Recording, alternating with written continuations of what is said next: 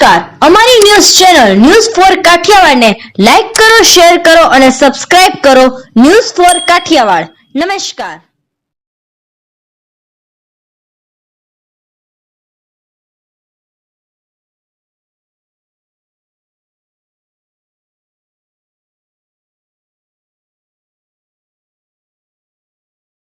સ્વચ્છતા હી સેવા અભિયાન અંતર્ગત આજથી જૂનાગઢ જિલ્લામાં સફાઈ અભિયાન શરૂ થયું છે અને તેમાં રેલવે સ્ટેશન, બસ સ્ટેન્ડ સહિતમાં આ અભિયાન શરૂ કરવામાં આવ્યું હતું.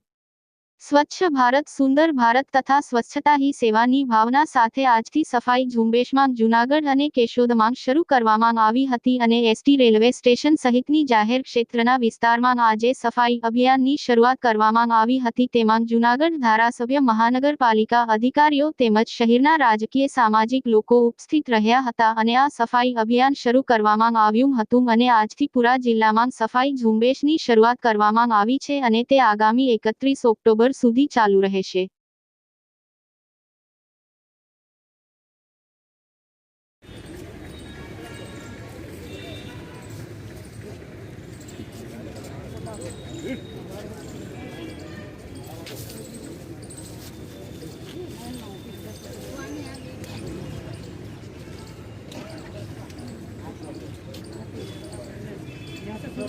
पूरा लेना है ना? एक बाद में लेना, बाद में ओके. लकड़ा ऐसा मान नहीं ली, एक में जाऊँ